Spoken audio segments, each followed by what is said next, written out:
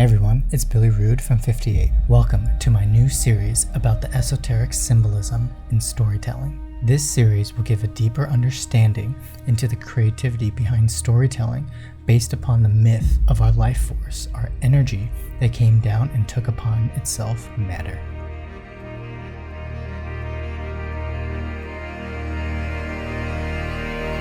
These stories are about each of us and the raising of energy and evolution back up to the crown, called enlightenment. And these stories are so powerful because they speak to our subconscious and create a feeling that reminds us of who we are. As a filmmaker myself, I've always loved the creativity and collaborative adventure of constructing a story because it is similar to constructing personal reality. And today I will talk about the film Interstellar, directed by Christopher Nolan. And I don't know about you, but I personally love this film. It's like we've forgotten who we are, Tom. Explorers, pioneers, not caretakers. When I was a kid, it felt like they made something new every day. Some gadget or idea, like every day was Christmas. But 6 billion people. Just try to imagine that. And every last one of them trying to have it all. Well, we used to look up in the sky and wonder at our place in the stars. Now we just look down and worry about our place in the dirt. Cooper, you were good at something, and you never got a chance to do anything with it. I'm sorry. In this film, along with other sci-fi classics like Contact and 2001 Space Odyssey and others, is about the science of creation, also known as manifestation. And the spacesuits represents the human body, as it is the home of our consciousness and energy. And the concept of space in science fiction represents the mind esoterically, as the mind lives in the future with all its dreams and aspirations. And Earth represents the past and matter, our physical existence in the body which connects to Earth with its 5 senses. And this film also incorporates a lot of esoteric knowledge about this new age of magnetism, or the age of Aquarius, and symbolizes references to the masculine and feminine aspects of consciousness and energy. So let's begin. And as the film begins, we see Cooper and his daughter Murph, which in this case represents the eternal feminine energy and the eternal masculine consciousness. And their relationship starts off with Cooper waking up from a dream of a crash, which is a reference to his past. As their relationship unfolds, you see a connection and progress growing between them. Can't we just let it go? It wasn't hurting anybody. This thing needs to learn how to adapt, Murph. Like the rest of us. And with manifesting, this is a key to understanding and creating reality, which in Interstellar calls gravity, which represents energy and love. And Interstellar calls it gravity because it just represents it physically, and thus symbolizes the human animal nature or dragon energy, which tears up the earth in a cloud of dust like a bull or ox, with its eyes closed, blindly charging instinctively to its own destruction to anything it fears or cannot understand. And the animal force and nature of the human must be mastered and directed in order to create purely and develop mental strength. And in further esoteric studies, this is the energy of the lower 3 chakras under the heart, which is conditional love and suffering. And so when they come home, they notice a magnetic abnormality, which Murph references as the ghost. It's not a ghost.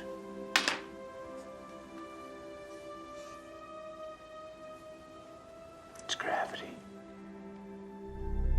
Cooper then realizes that it's gravity in a binary message with coordinates, which is similar to intuition, the same kind of feeling that you get when you have an idea, which is the beginning of the adventure into the unknown.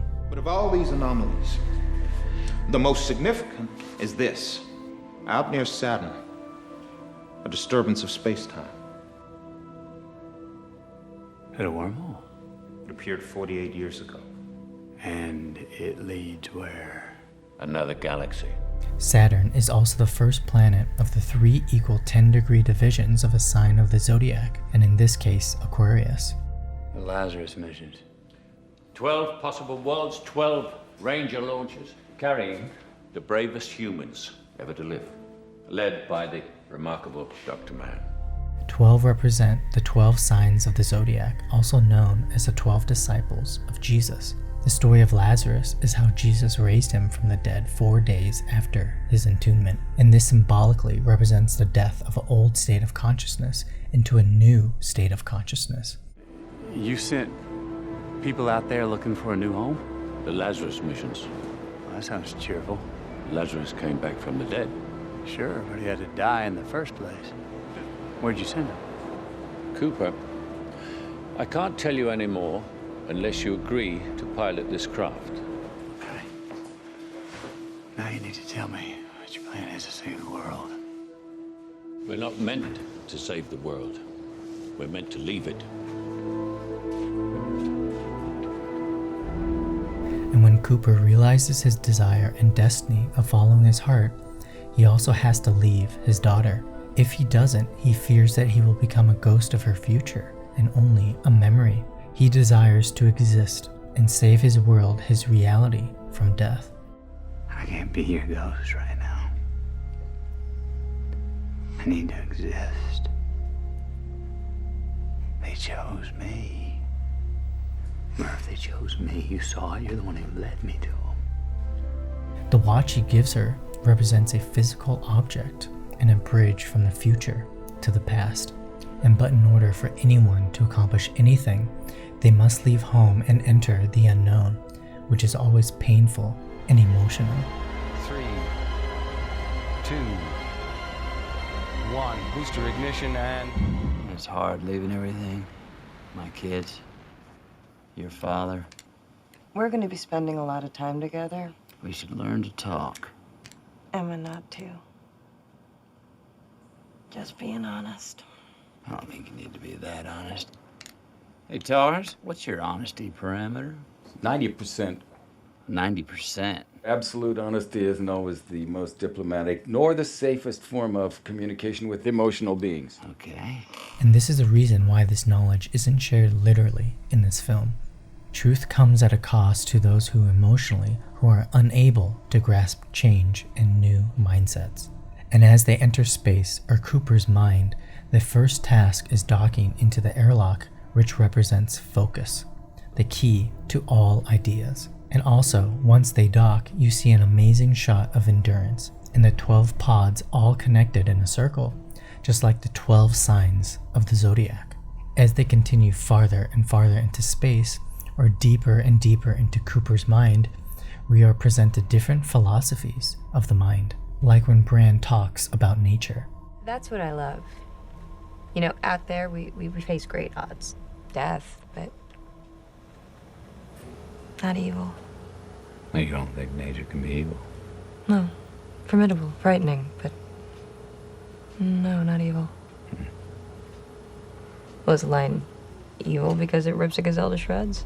Only the mind is capable of thinking evil, while nature is always in perfect balance, a natural order and harmony. And the first planet they pass is Saturn.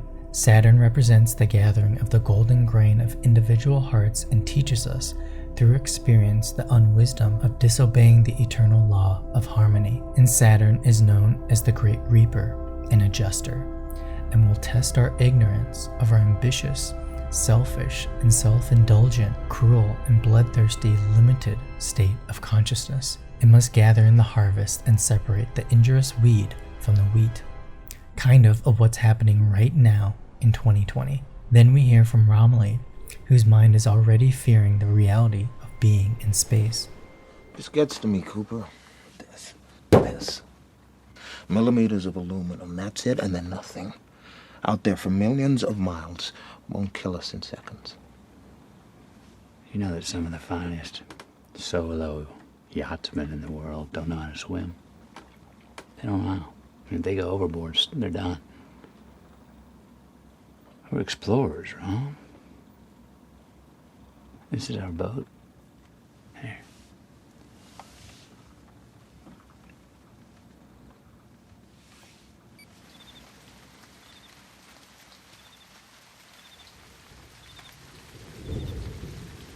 Cooper then comforts him with the sounds of a rainy storm in nature, which calms his mind into a more meditative state. We then hear from Romilly how a wormhole works in order to get from one point to another. So they say you want to go from here to there, but it's too far, right? Mm-hmm. So a wormhole bends space like this, so you can take a shortcut through a higher dimension. Okay, so to show that, they've turned three-dimensional space into two dimensions, which turns a wormhole into two dimensions. A circle. What's a circle in three dimensions? Sphere. Exactly. A spherical hole. But who put it there? Which represents the concept of self-actualizing an idea from a higher dimension to our three-dimensional existence. The black hole they enter is the black hole of the mind, the bridge into the fourth dimension, which is our imagination. And I love how they visualize this. It's just so cool. I mean, just look at it. It's just so cool looking. Then we learn about the relativity of time in relation to the fourth dimension, to the third dimension. Time. The gravity on that planet will slow our clock compared to Earth's drastically. I bet. Well, every hour we spend on that planet will be 7 years back on Earth. Well, that's relativity, folks. And the gravitational singularity is a region in space-time in which tidal gravitational forces become infinite. This is represented in Miller's planet with the tidal waves of energy. This is also a powerful visual lesson in searching for answers outside of yourself that always leads to wasting time, casualties, and suffering. God damn it! I told you to leave me. And I told you Why get did your you ass leave me? back here. The difference is one of us was thinking about the mission, Cooper, you were Brad. thinking about getting home. I was trying to do the right thing. You tell that to Doyle. Well, we got this far in our brains, farther than any human in history. Well, not far enough. And now we're stuck here till there won't be anyone left on Earth to save. This is the effect of the mind, duality. And the only way to attain a new idea or manifestation is energy, love, or in this case, gravity. Don't trust the right thing done for the wrong reason. The why of the thing, that's the foundation. We think it's for the right reasons, which is selfishness. Then we learn about the fifth dimension where time can exist simultaneously, where past, present, and future are existing in this now. The only thing that can move across dimensions like time is gravity. Okay. The beings that led us here, they communicate through gravity, right? Yes. Could they be talking to us from the future? Maybe. Okay, if they can. They are beings of 5 dimensions. Right, to them, time might be another physical dimension. To them, the past might be a canyon that they can climb into, and the future, the mountain they can climb up, but to us, it's not, okay? And I love that this film represents this concept. Because did you know time only exists in our head? Can you show me a second, a minute, or an hour? Did you know that a year forward exists right now? And so time is based on the speed of light, which is thought. The velocity of light moving from one distance to another determines time, just like the wormhole. And whatever the mind can see backwards in consciousness can also see forwards in consciousness. Because thought is what creates time. And this line is a beautiful expression of symbolism where your idea is like a child. When you become a parent, one thing becomes really clear. And that's that you want to make sure your children feel safe. And you must protect it from thoughts of death and the end of the world, the end of an idea. And when Cooper watches his family's messages, we see the love he has for his children and the emotions of his past, the sadness, the guilt, the pain, and the desire. In order to manifest, you must let go of these emotions of the past so you can create your future. Then we learn about Professor Brand's fear of time. I'm an old physicist. I'm afraid of time.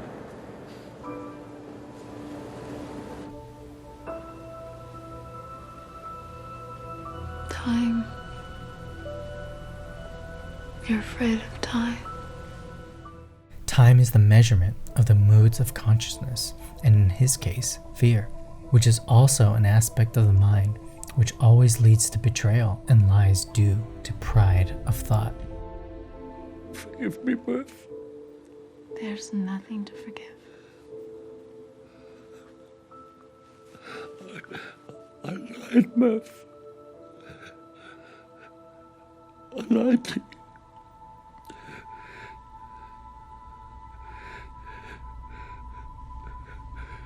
There was no need for him to come back. There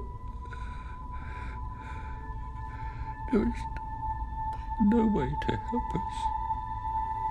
But Plan A, all this, all these people, the equation. Did my father know?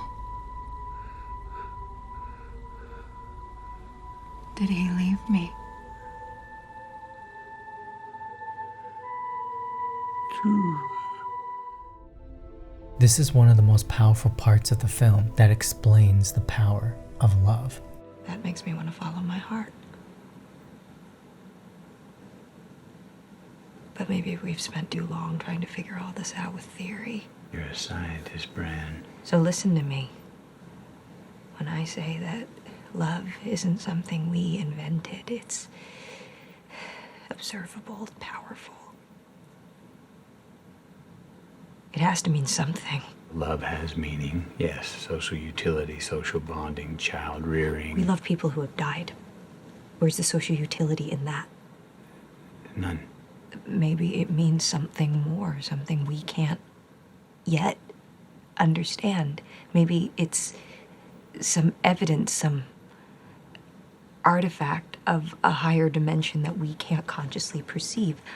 I'm drawn across the universe to someone I haven't seen in a decade, who I know is probably dead.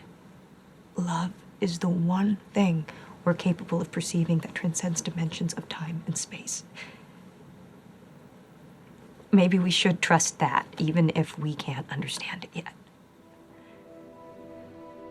When they visit this new planet, they meet another astronaut named Man, who represents Cooper's ego, which is self-serving, manipulative, and ignorant to being of service to others. There's some things that aren't meant to be known.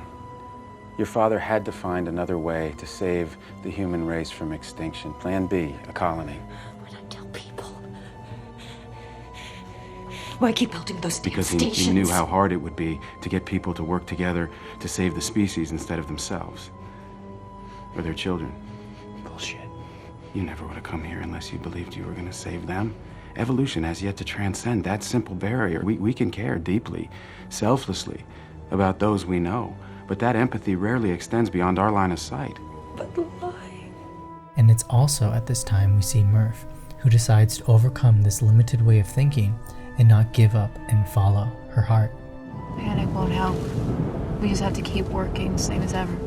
Yeah, but isn't that exactly what Professor Brand was manipulating us Brand to do? gave up on us. I'm still trying to solve this. So, do you have an idea?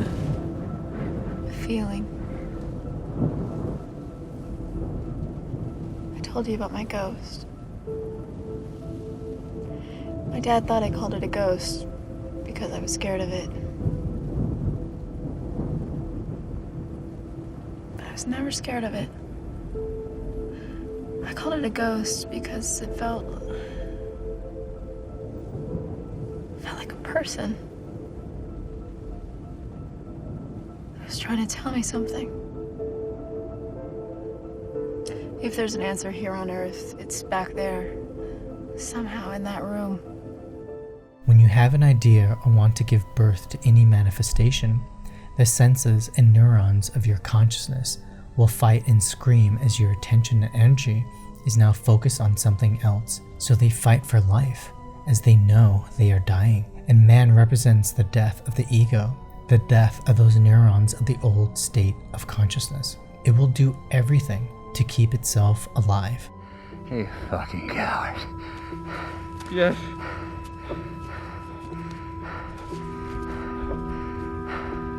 Yes. Even take everyone with them, and we see the same experience in Murph as she experiences the limitations and fear of change from her brother. Listen, if you're not gonna go, let your family go. Just save your family.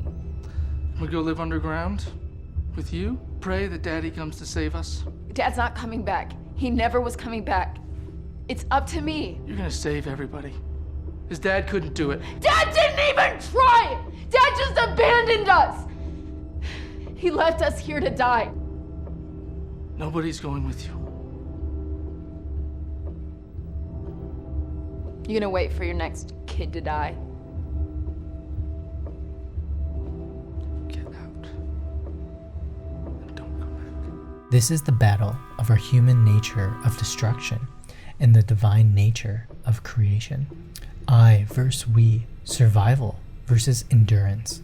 And in order to conquer this limited version of ourselves, you must find the fire within you, the rage, the deep passion, and the love of your child, your idea. You cannot let the ego take command of your mind, of your ship, and you must focus with all your intention to sync up with your new state of consciousness, just like the docking in the midst of impossibility. And I just love this scene. Analyze the endurance's spin.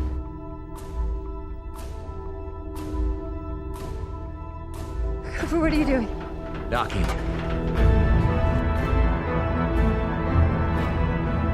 Endurance rotation is 67, 68 RPM. Okay, get ready to match our spin with the retro thrusters. It's not possible. No, it's necessary. It's showing a visual representation of transforming from a gravitational consciousness, which is a lower mind, to a levitational consciousness, the higher mind. And Hans Zimmer killed it with this score. It just killed it. You can just feel this determination and focus. And this is what leads us to joy, the permeation of becoming what you say. The hardwiring is the perfume of the flower. It is the sheer joy of being joy, the smell of thought into matter that has become a mind of selflessness because you realize joy is created from within. Okay. And for our next trick. Then, when Cooper enters the black hole, he ejects out of his ship, his mind, the silence of the fourth dimension. No mind. Screens. Getting interference. Losing control of the stick. Got flashes.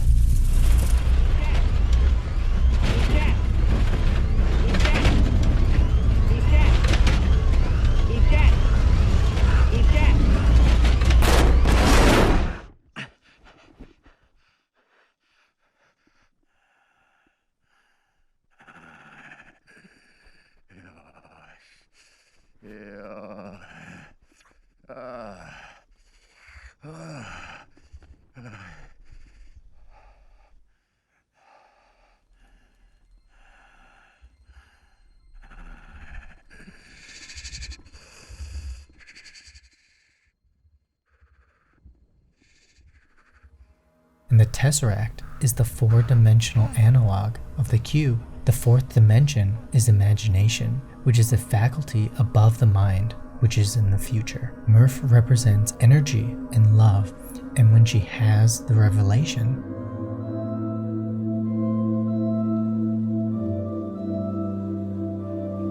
It was you.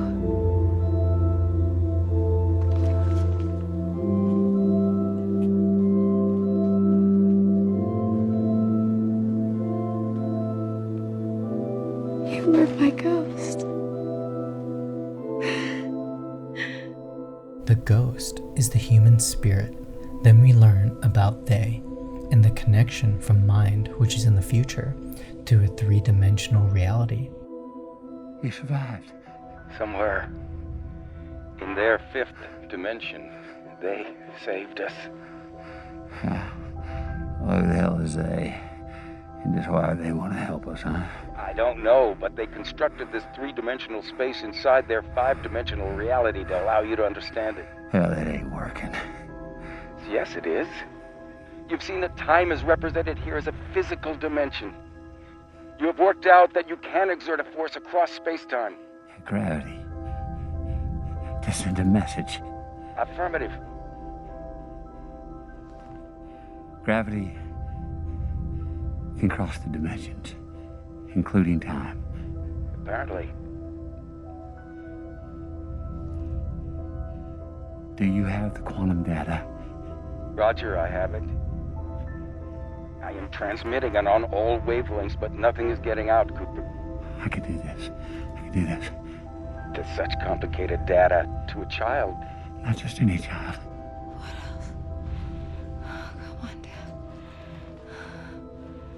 When you connect your emotional body, which is in the now, with your mind, which is in the future, with the body, which is in the past, with the love from your soul, you send this energy to your spirit, your divine director. You are creating, and thought is what creates time. And the less we think, the less that we are in time and in the now. This is how you create your future, by feeling and by love, like the love of a child. I thought they chose me. They didn't choose me, they chose her. For what, Cooper? To save the world. All of this is one little girl's bedroom, every moment. It's infinitely complex. They have access to infinite time and space, but they're not bound by anything. They can't find a specific place in time. They can't communicate. That's why I'm here. I'm gonna find a way to tell Murph, just like I found this moment. How, Cooper? Love, Tars, love. It's just like Brand said. My connection with Murph, it is quantifiable. It's the key. What are we here to do? Find how I tell her. The watch. The watch. That's it. We code the data into the movement of the second hand. Tars, translate the data into Morse and feed it to me. Translating data to Morse. Cooper, what if she never came back for it? She will. She will.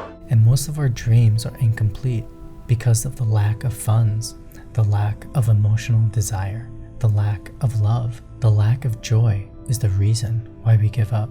And dreams are catalysts to experiencing joy, and feeling is the true power, the condensation of a manifestation that fires up the senses. Because without feeling, there would be no senses, nothing. And so it takes time for what you create to leave you and to fall through time into condensed matter. Every moment that emotion slows down, it quickens itself into matter. That is the law of mathematics. This is what sets up your destiny and your future. The future only exists because you dreamed it into manifestation. And all our dreams are within our soul, incomplete. We have to embrace the dream and let that be what we give our attention to. Then it manifests rapidly because it has come from a place of purity and pure love. We must allow ourselves to see our dreams completed with full belief and worthiness. We must open our mind and contemplate realizations of realities beyond our scope of beliefs and love ourselves. And only with knowledge are we going to be able to embrace our dreams of freedom and manifest it as the gods we are. And this union of consciousness, which is Cooper, and energy, which is Murph, is the science of creation, the creation of a new dimension of life out of suffering. Love your dream enough to give birth to it like the birth of a virgin child. Then that means you are loving the Creator, which is you, the creator of your reality, your dream, and your destiny.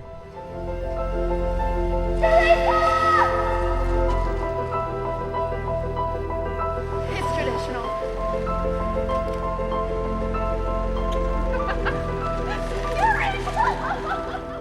Learn how to create with your energy with my weekly meditations on manifestation on Monday evenings. I can teach you the same technique visualized by Interstellar by creating a 3-dimensional experience by 4th dimensional dreaming. The technique and discipline of reverse effort will empower your creative ability by understanding the law of consciousness and the science of creation. And this is how we all can create a new reality, a new world.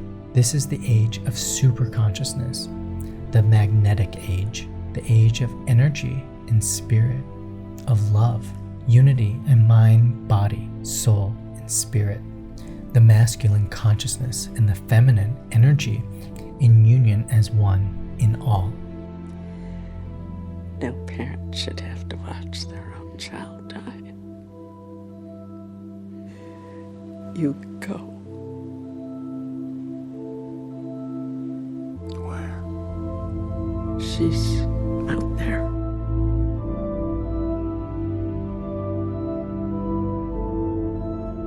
Setting up camp.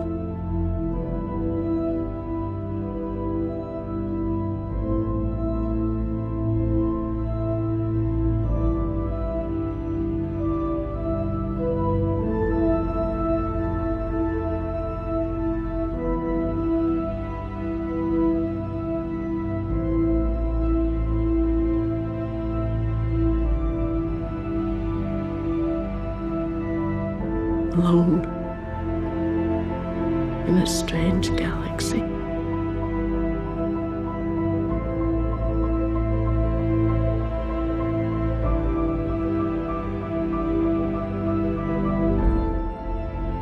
Maybe right now she's settling in for the long nap.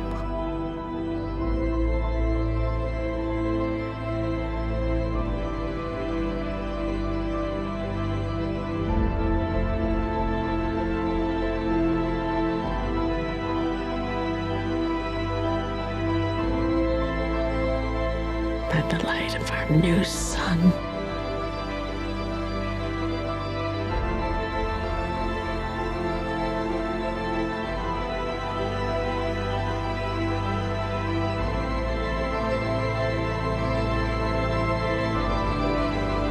In our new home.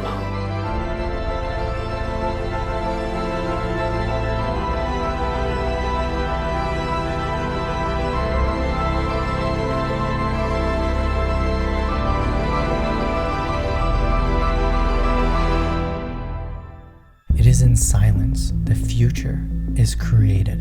And thank you for watching, and please don't forget to subscribe and check out my Patreon for exclusive content.